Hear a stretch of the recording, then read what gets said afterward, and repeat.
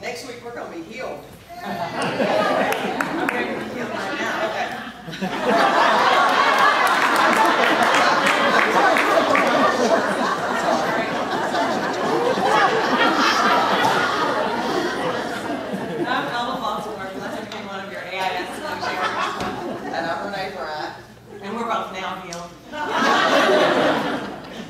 Slowly but surely in this lifetime. Yes. You. We already did that. Okay. This is Prosperity Month at the Center. As we've said many times, this is the only time of year where we talk about money. What you pledge, the staff's pledge back to you, is that we use complete integrity and only operate in the black. So we operate off of whatever resources you provide us with. We want to remind you that the home study groups are still going on. If you haven't participated, like Joe said with the Book of the Month Club, show up here on Wednesday night with Alexis. If you're ready to grow your prosperity, or it's growing, you want it to keep growing, you want to partner in prosperity with these folks. Yes, and this part of our program, if you are a first-time visitor, this is not for you today, but we welcome you to learn about our center and about our AIS program going on. So this week, next week, you saw a little snippet about Amy. She is going to be here for a Mystic Note, and she will be our special guest artist for Celebration Sunday, in which we tell you that we've met our goal and we've met all our pledge cards. So you don't want to miss her and her music. You mean that we tell them we exceeded our goal? Oh yeah, that's a good word. Okay, now we'll have Celeste, part of our committee, come up and share what she gives to the center. Good morning. Good morning. My name is Celeste Holt, and I am honored to be a part of the Adventures in Spirit Joyous Campaign Committee this year. And I'm here to tell you in 2 minutes or less why I tithe and why I tithe to the center. I tithe because I know it works. About 25 years ago, the spiritual committee, or the spiritual community that I was part of, was doing their pledge campaign and challenged everybody to up their percentage and tithe to the church. I decided, what have I got to lose? I just quit my job to become a Mary Kay consultant. Decided I'd get rich and famous from that. And I only had about 2 months worth of money to pay my bills on. So I thought I had nothing to lose, and I decided to tithe 10% of my bank account or the money I brought in, whichever was greater. Well, in 6 to 8 months, I was back in corporate America because I didn't make any money. But I can tell you that money showed up in unexpected ways and unexpected sources, and my bills were always paid on time and in full. And I made a commitment after that to never, ever not tithe. And I tithe to the center because this is where I'm spiritually fed. I love the center. It's thriving, as you can see from all the activities that we've got going on, and all the classes and everything, and this loving, wonderful community. I feel totally supported here, and so I tithe. And as part of the AIS committee, we hold the Prosperity Consciousness part of the congregation and the center. And so on a regular basis, I treat and affirm that the center and everyone who walks through our doors, all their bills are paid on time, in full, with an abundance to share and abundance to spare. Thank you.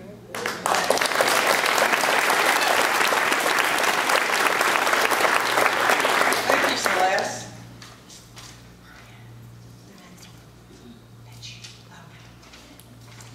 So this is our spiritual home, and it's time for a new one. Our lease is up in 2015. As many of you know, and some of you who don't know, for our first-time visitors, we do a process called visioning. And what that means is that a group of us get together and open up to Spirit's highest idea for us. In our everyday life, we have what I would call a limited perspective. We open to the highest idea because Spirit's going to know what's best for everybody that's already here and everybody that's yet to come. The perfect space with the perfect amount of classrooms and all of that. And so that is what we will be focusing on in 2013 as a community, as the Vision Corps, and as individual groups.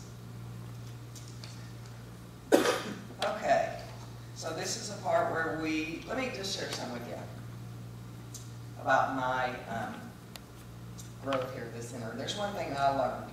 One thing I have learned is that I work for a company right now that is in bankruptcy. But that doesn't bother me because that company's only my paycheck because God's my source. And I learned that by being here. And as what Petra told us earlier, the 3 months she was gone, it was simply a matter of trust. And I know that I trust that we're going to reach our goal, that we're going to reach our pledge cards. And I know some of you, we got pledge cards in the seats today because I know some of you have not filled out your pledge card yet because you've been waiting for Petra to come back. Well, she's back. She's around here somewhere. She's back. I saw her picture this morning. So this is the time when we're going to reach our goal of $500,000. We're going to reach our pledge card goal of 190 cards per individual, per families. So I'm going to ask you now, if you have not filled out your pledge card, to pick up your pledge card while Alva talks to you about it.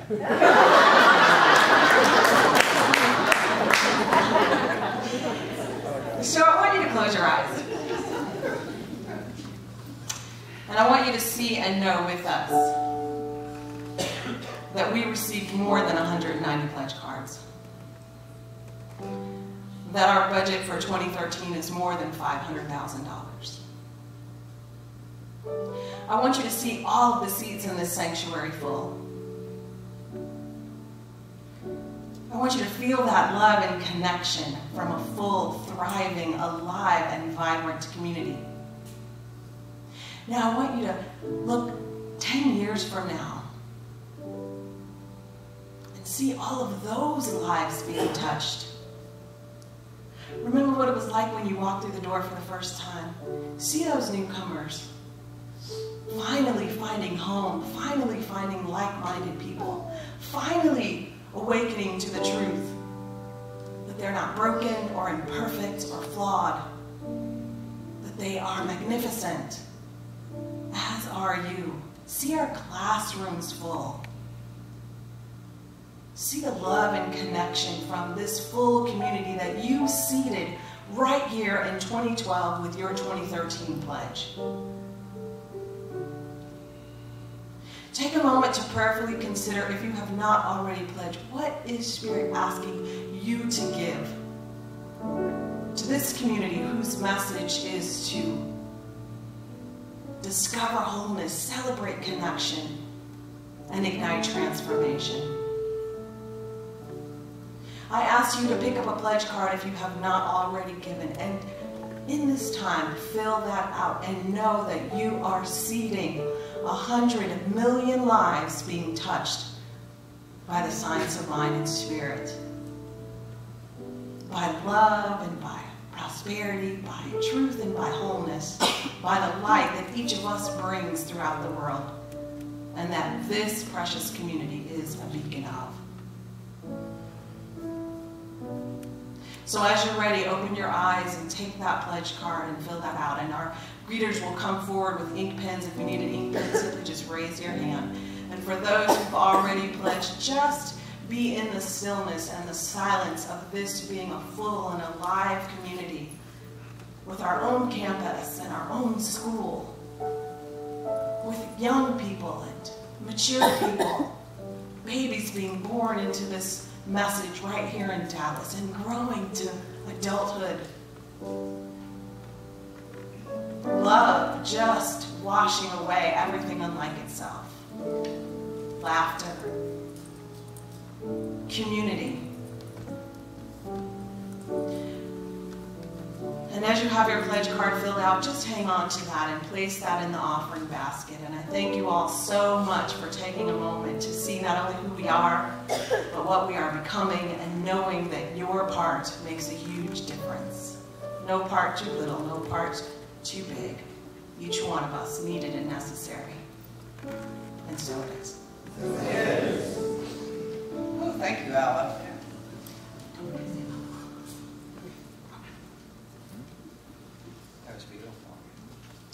And also for you that we realized this past week we had a little glitch in our online. If you pledged online and you have not received a thank you card with Alva's $1 million signature on it, please let me know, or let somebody in the committee know, because I want to make sure that every pledge is counted and everyone is thanked properly. And I You know, this morning I was thinking, I was driving to the center, I was thinking about money is God in action. And today that's our affirmation. So let's say our affirmation together.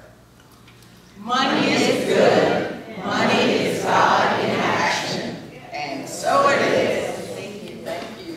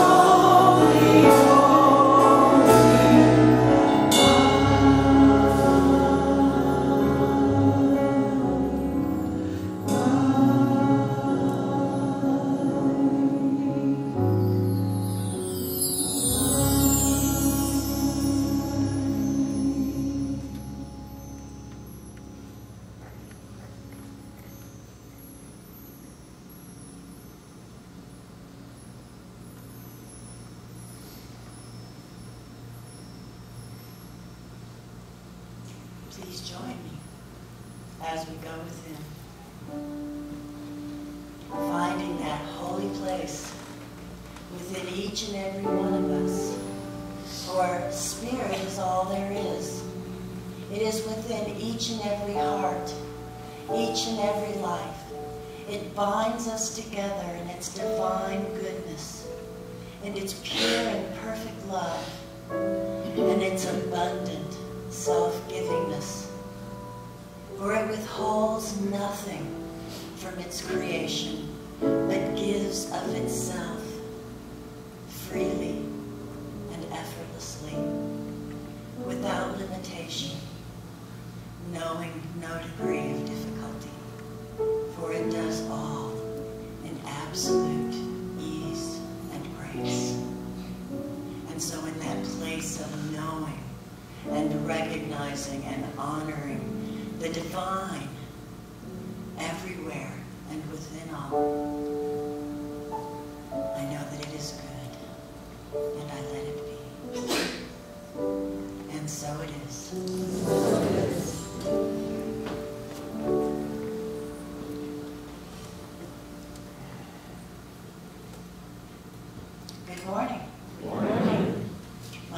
R.J. Welsh, and I'm blessed to be one of your licensed practitioners here at the Center for Spiritual Living in Dallas.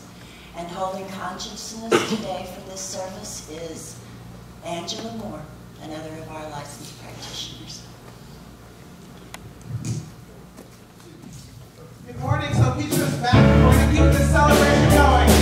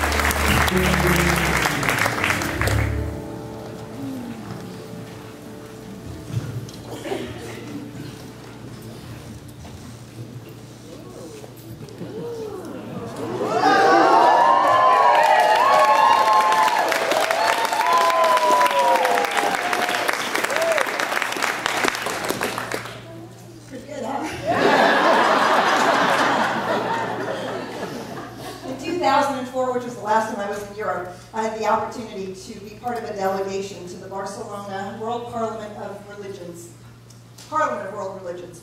And it was an extraordinary opportunity. I was part of the presentation there for New Thought for the first time. And as a part of that experience, I came home with this.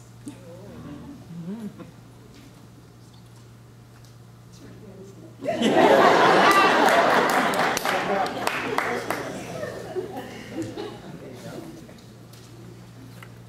So I looked essentially like this since I was 12. Yeah, I have a little more lines on my face, and I've birthed a child. Gravity has taken a little bit of hold. But I've looked essentially like this since I was 12. I was the tallest person in my school in 5th and 6th grade. It developed very early. And it brought a lot of unwanted attention.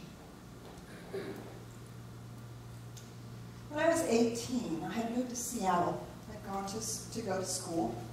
I didn't last even the whole first year of university. I was trying to put my life together, and had been for years, as many of you know.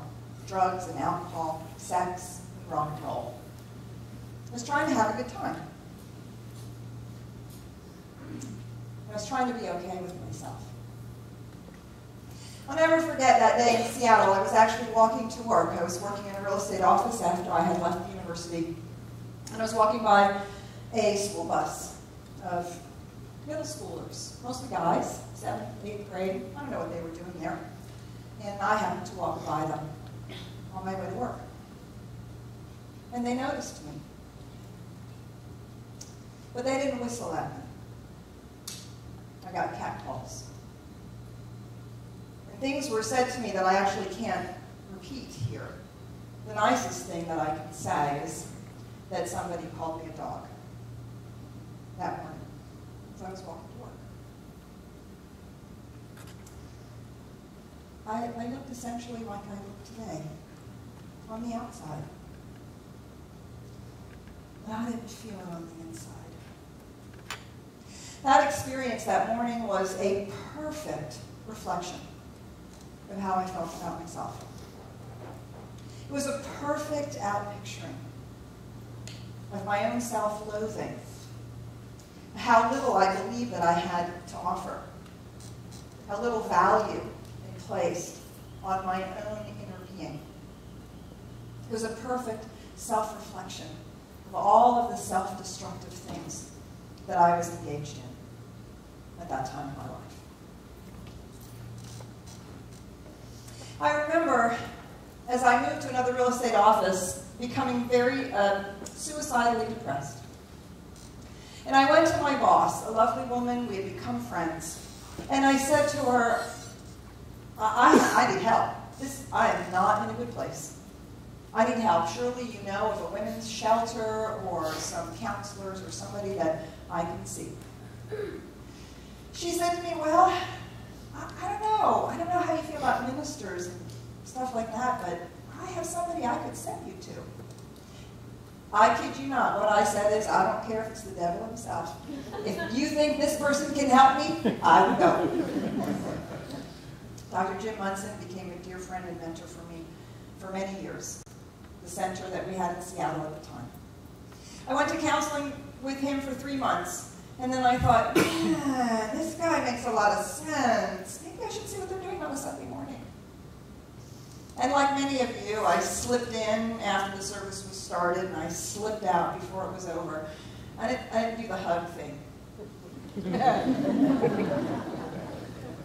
Well, I didn't actually believe it was real. Like, really, people could be that nice to each other.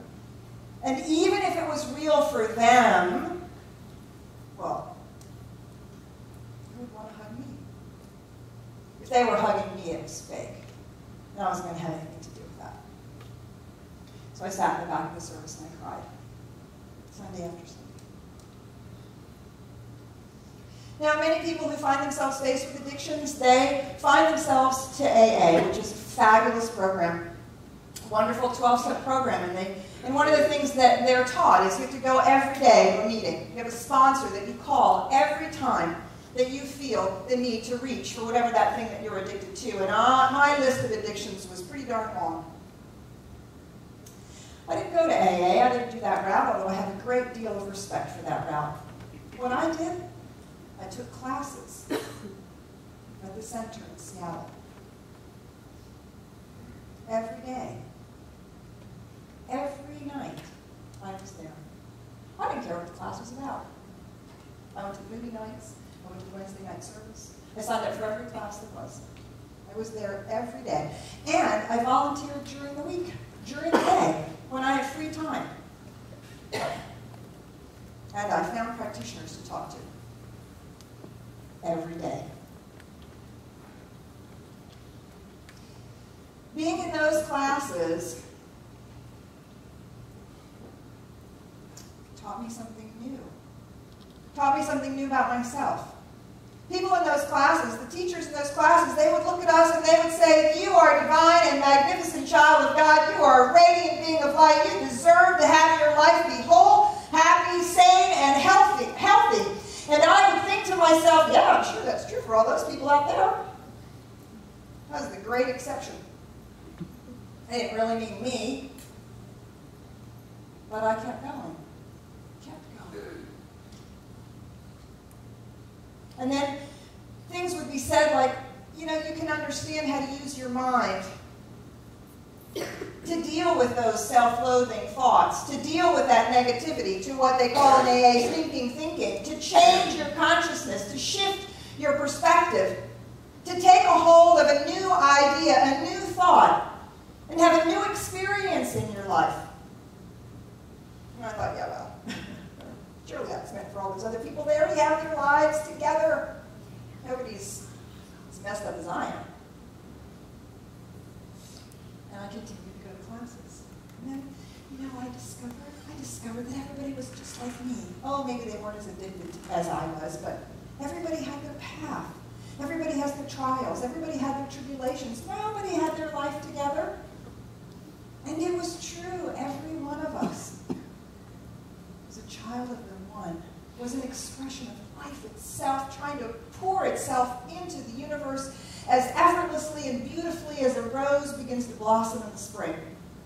And what we were being called to do in our classes was to remember this, and to begin to learn and study spiritual principles that would invite us to see things differently and actually give us tools and techniques to approach the challenges of our lives. I was like the desert. It was like rain upon the desert, hearing these words, learning these things. And I just never stopped taking classes. We're talking about classes today because it is one of the most significant missions that this community has. The Center for Spiritual Living in Dallas, we are I'm absolutely passionately committed to the spiritual education of each and every person who walks through these doors. Because I know it is through the constant and consistent process of engaging intellectually with the material, of opening our hearts in connection to each other and in meditation to the divine, and of every week having to come back and say, oh, I didn't practice it this week. Until finally we're so sick of admitting that we haven't done it, that what happens? We do it. We forgive that person. We see it a different way. We discover something new comes out of our mouths because we're actually committed to applying it.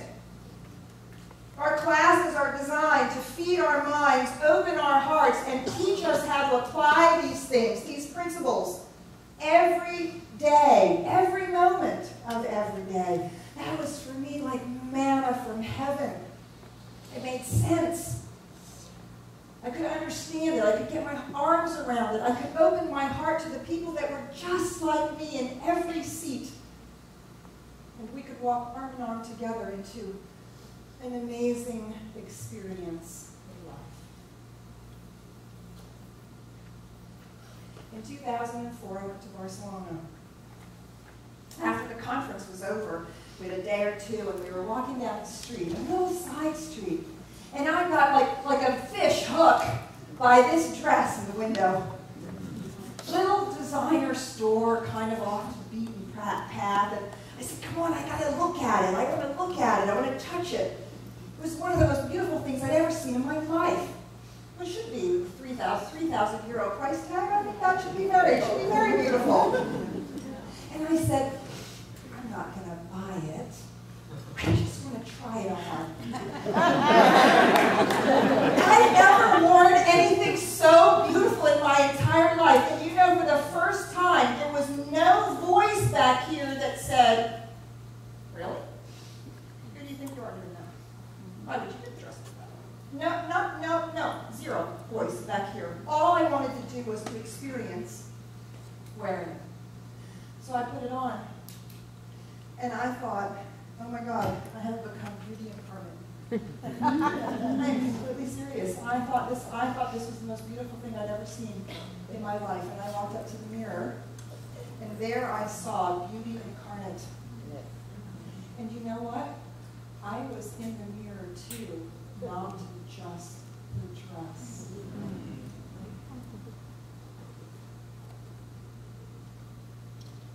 I walked around for 10 or 15 minutes. I feel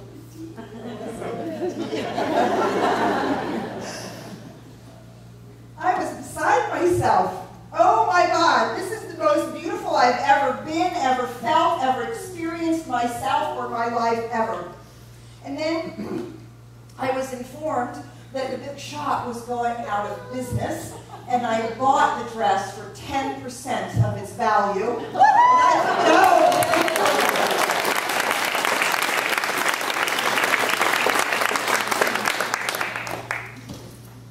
When I can no longer wear this dress, which I really hope is a very long time from now, when I can no longer wear this dress, I'm going to hang it in a shadow box. And I'm going to hang it up as a piece of art. Because when I wear it, I know that I'm exhibiting the beauty of life as me.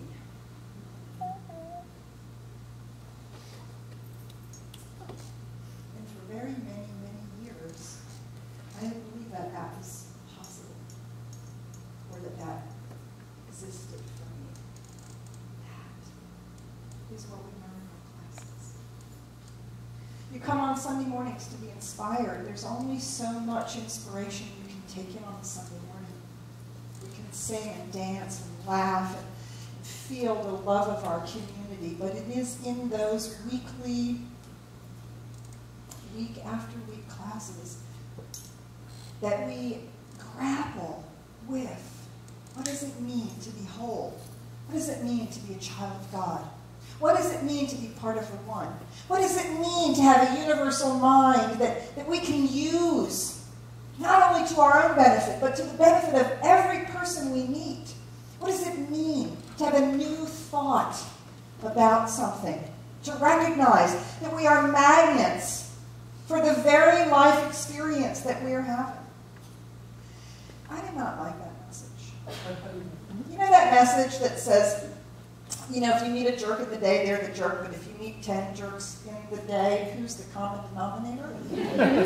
I did not like that message. I did not want to hear that message. I did not like the message. Look back over your life at the relationships that you've had and the things that you've experienced at work and see the pattern in it over and over again. I wonder who's the common denominator in that. I did not like that message either. I did not like the message that said, well, if you have judgment about somebody and you point one finger out, what happens? 3 fingers are pointing back, aren't they? You spot it, you got it, stop being in judgment of other people. I didn't like that message. But with practice, in the process of understanding the universal principles these things represent, the deep spiritual awakening that's being invited, and the recognition of who we really are, these things began to make sense to me. Now, I've been in Europe for 3 months. Well, not quite. 2.5 months. As many of you know, at a conference at the beginning, at a conference at the end, both of which I worked. And in between, I took sabbatical time. Got to see my family. Got to meet some of the most amazing and wonderful people, men and women from all over the world. People that I feel so connected to, so honored to have met and spent time with, so amazingly filled by my experience of our relationship that I know they'll be friends for life. Some I have work to do with, some I have hiking to do with, some will just be friends. What an extraordinary experience it's been. And yet most of the time I've spent alone. I've spent by myself. I've had weeks and weeks in which to hike, walk, through the streets, through the countryside. I went canoeing, actually went kayaking on a little river called the Liqueur in France. I went kayaking. And I took a little video, a 1-minute video of the river as I was drifting down. Nothing happened.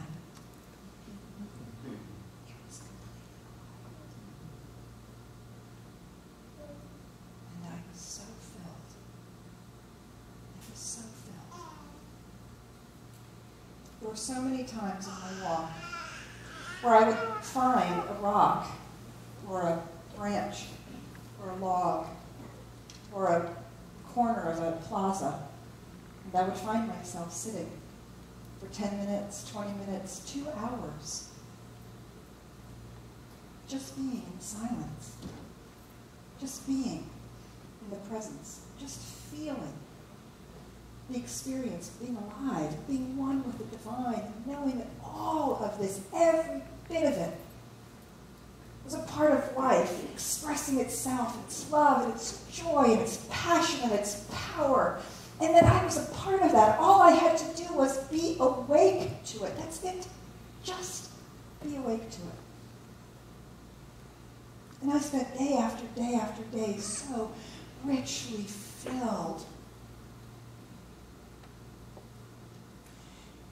And it occurred to me that in the past, I've had those experiences. I've had lots of moments of magic. This trip was a trip of magic. Every day I had magic. Every single day. Whether I was with someone or not, I had magic. And I looked back over my life and I thought, my God, I've had a lifetime filled with magic. And I always thought it was because of who I was with or what I was doing. I always thought it was about the person I was with. And so I would need to be with that person. I always thought it was because of the thing I was doing or the lovely dessert I was eating, so I would have to have more of it.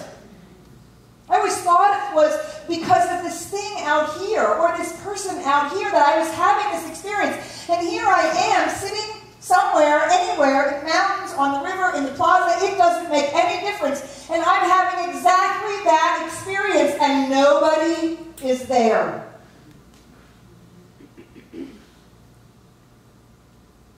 Just the one. Just the one that we're all part of. Just the one being me, as the plaza, as the sun, as the trees, as the birds, as the whatever it was. Just the one. What an extraordinary thing. I have taught this for years. And I have intellectually understood it. And I have even emotionally agreed with it. But I have never so fully and completely experienced the fact that it is not out there. The joy that we experience, the love that we experience, the passion, the beauty, we bring it to whatever it is we're doing. We bring it into our relationships. We bring it to the moment. I was bringing it every day, and I didn't need a beautiful dress. I went for 2.5 months to Europe with one suitcase. One suitcase. 2 conferences in which I had to present. I hiked the Alps. I canoed the rivers. I walked through the city streets. I wore the same 7 pieces of clothing the entire time, except for the 4 pieces of clothing that I had bought while I was over there. Do you see? It was no longer about the dress. It was no longer about what I was wearing. It was no longer about anything outside. It was about me coming fully present, bringing all of myself. That's what we're called to. That is the spiritual awakening. That is the fullness of our experience of the one. That we are that one. We are the very love and joy and power of the universe being expressed in the world. We don't need it. It doesn't come from out here. Anything that we think that it comes from out here, well, this changes. People change, jobs change, things break, clothes wear out.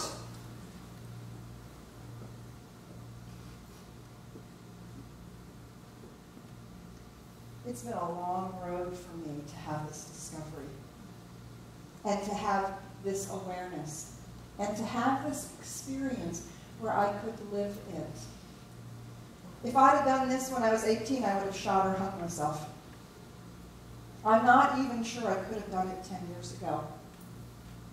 I'm not sure that it had moved in such a way from my head into my lived experience. And this year, I could do it and have this most amazing and extraordinary experience. That is the result that we get with the long-term, committed interaction with our spiritual principles, with our spiritual practices, with each other, with the constant working. What does it mean? What does it mean to be one? What does it mean to be whole? What does it mean to be sane? What does it mean to have a universal mind that we can use, which is the mind, the universal mind that has created everything? What does it mean to be part of the creative process? What does it mean to be able to look at someone else and say, there is the one. Right there is the divine. What does it mean? What does it really mean? And we stimulate our intellect until we understand it, and we open our hearts until we embrace it, and we apply it in our lives until we experience it. And in that moment, we are healed. And we become the blessing. It's so interesting to be in these conferences with all of these people from all over the world, with so many different religions and backgrounds, particularly the one in Italy. People doing all kinds of amazing work in the world, and every single one of them is looking for the salvation. Salvation for themselves, salvation for life, salvation for the planet, salvation for the villages in the towns in which they work, salvation for women who are oppressed, salvation for the children who are dying, salvation for the hungry and the homeless. Every one of them, every one of us has been on that path, and the salvation is to be found within the truth of our own being. Recognizing that we are the answer. The second coming is happening right now.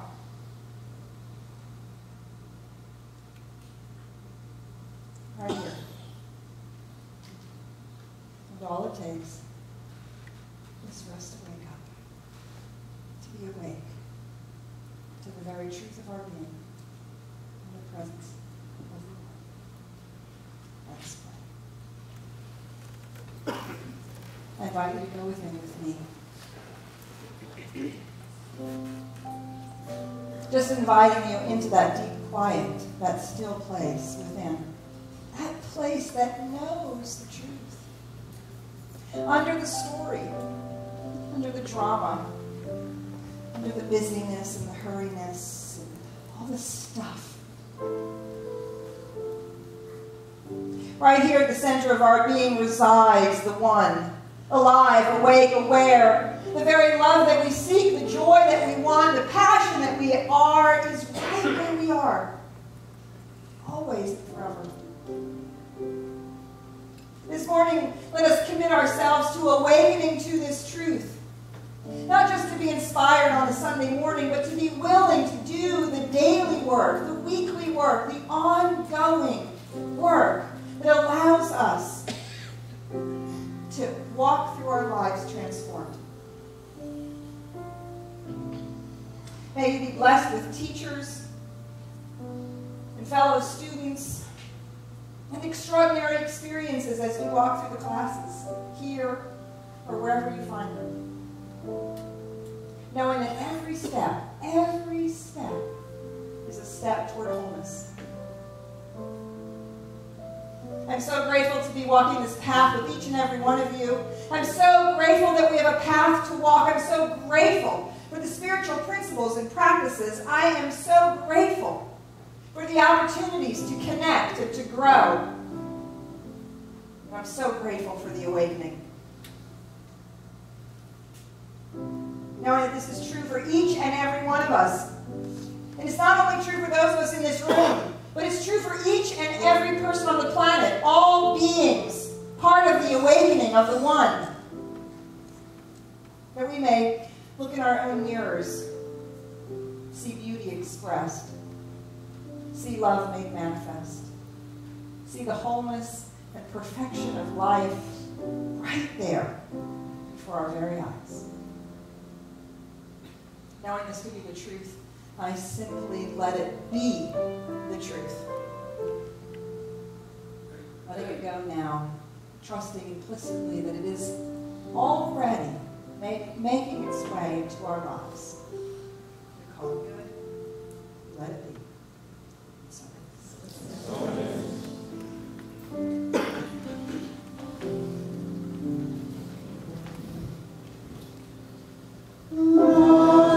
Spirit, dwell in me.